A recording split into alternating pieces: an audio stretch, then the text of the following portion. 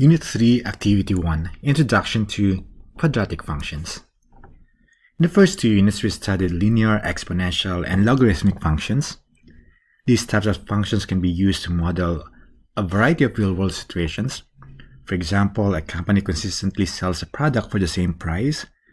Then the revenue and profits of the company may be modeled with the linear functions. However, profit and revenue do not always increase at a constant rate. In some cases, these quantities may increase, but then decrease under certain conditions. What type of function might be used to describe this kind of situation? We will begin this unit with one such model, and that is the quadratic function. Learning outcomes: you will explain the meaning of function values. You will work with the equation and graph of quadratic function to identify the important aspects of a situation, and use technology to analyze graphs of quadratic functions, and also use the equation of quadratic function to find values that have meaning in context.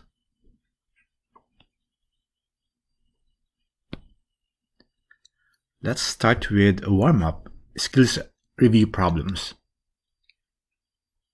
1. Simplify the following by using distributive property. Letter A, x minus 3 times x plus 2. So distribute this. X times x is x squared. X times 2 is 2x. Negative 3 times x is negative 3x. And negative 3 times 2 is positive 6. Then combine like terms. So the answer, x squared. 2x minus 3x is negative x plus 6. Letter B, 4 times negative 2, negative 8, 4 times negative x, negative 4x, negative 5x times negative 2 is positive 10x, and negative 5x times negative x is positive 5x squared. Combining like terms and rearrange this, so it's going to be 5x squared. Negative 4x plus 10x is 6x minus 8. Letter C, 3x minus 2 squared, we can rewrite this as 3x minus 2 times 3x minus 2. And then distribute. 3x times 3x is 9x squared. 3x times 2 is negative 6x. Negative 2 times 3x is negative 6x. And negative 2 times negative 2 is positive 4. Combine the two like terms. That is these two terms, negative 6x and negative 6x. That is negative 12x plus 4. Number 2, factor or undistribute the following. Letter A, x squared plus 8x plus 2. Factors of x squared, x and x. Factors of 12. So find two numbers when you multiply is 12 and when you add is 8. Yes, those are 2 and 6. Because 2 times 6 is 12. 2 plus 6 is 8. Let's do the same thing for letter B. X squared minus 5x plus 6. Factors of x squared, x and x. Then find two numbers when you multiply is positive 6 and when you add is negative 5. So yes, negative 2 and negative 3. Negative 2 times negative 3 is positive 6. Negative 2 plus negative 3 is negative 5. Letter C, x squared minus 8x minus 20. Factors of x squared, x and x. Find two numbers when you multiply is negative 20 and when you add is negative 8.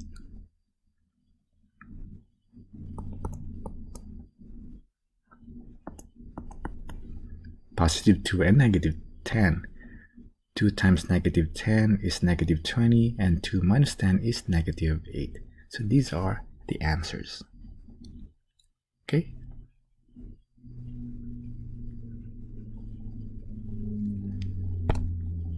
Now, let's proceed to our class discussion.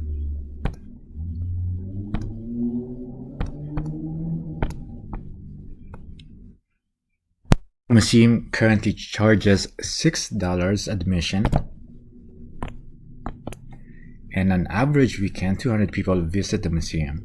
The manager of the museum's business operations would like to increase the price of the admissions, but in researching this option, she has found that for every dollar increase in price, she will lose 15 customers. The manager knows that she can determine the weekend revenue by multiplying the number of visitors by the ticket price. So she writes an equation to model the revenue. She simplifies the equation, resulting the function negative 15x squared plus 110x plus 1200, where x is the number of dollars price would be increased, and r of x is the weekend revenue. And here's the graph of the given function r of x. So number one, describe the shape of the graph. How is it different from the shape of linear or exponential functions? Shape is a parabola, that is a plane curve which is mirror symmetrical and is approximately an inverted U. Linear function is a straight line, and an exponential function is a curve like this.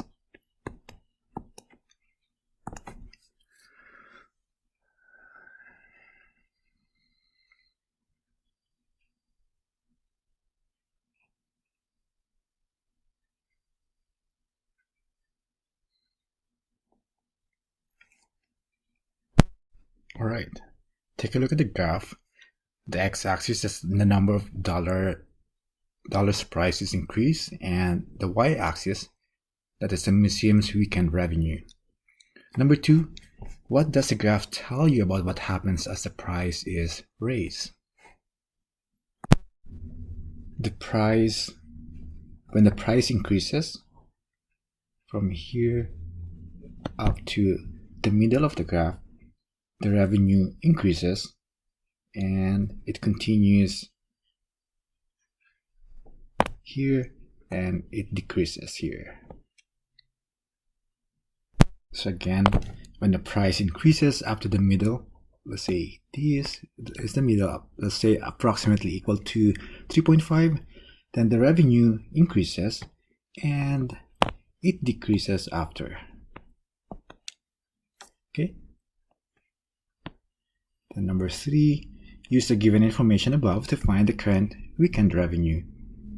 What point on the graph represents this information, and how can we verify the point using the equation?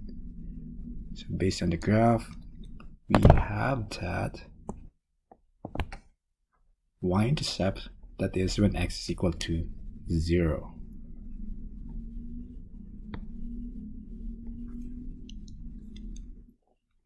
So we have 0, 1200.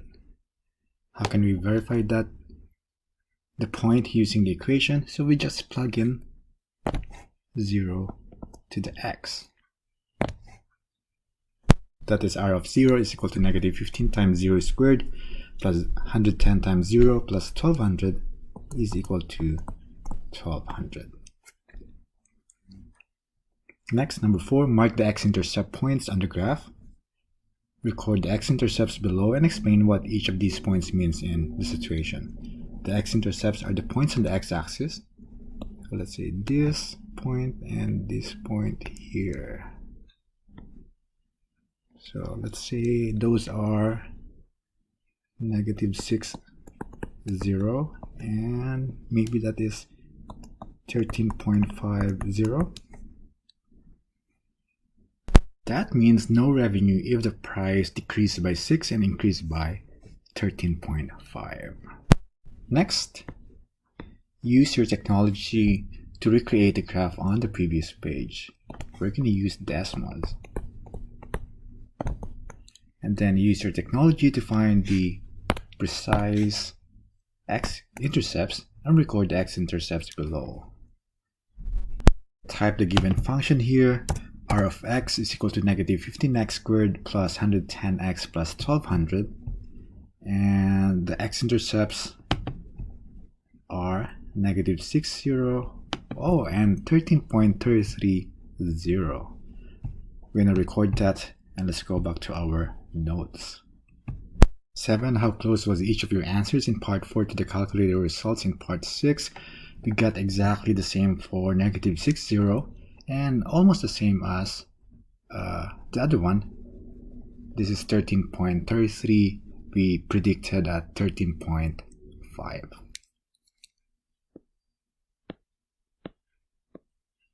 Then number 8, mark the graph at a different point that shares the same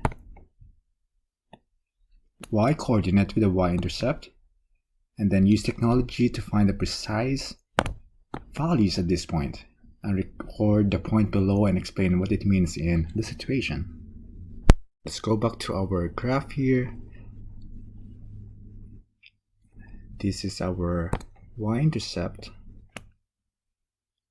and this is the other point. They share the same y-coordinate, which is 1200.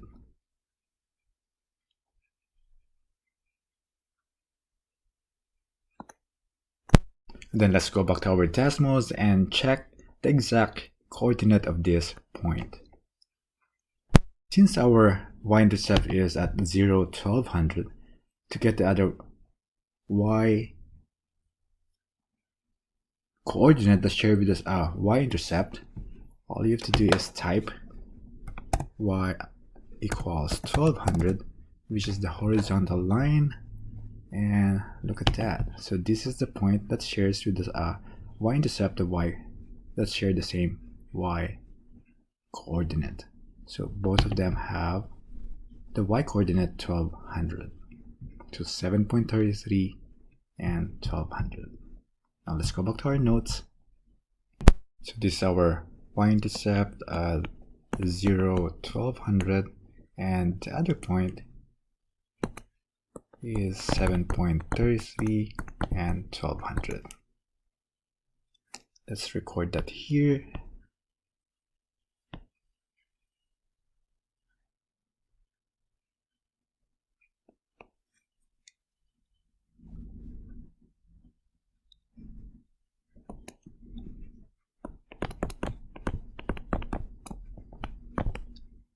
The point 7.33 and 1200, that is when the price increased by 7.33, the revenue is 1200, which is the same as the current weekend revenue. Okay, and the last problem, mark the graph at the highest point on the graph, and we call that as the vertex. Use technology to find the precise values at this point, record the point below, and explain what it means in the situation. So let's go back to our graph, and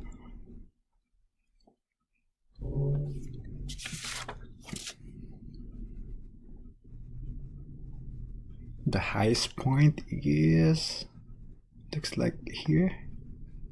So this is what you call the vertex. Now let's use Desmos to find the coordinate of that vertex.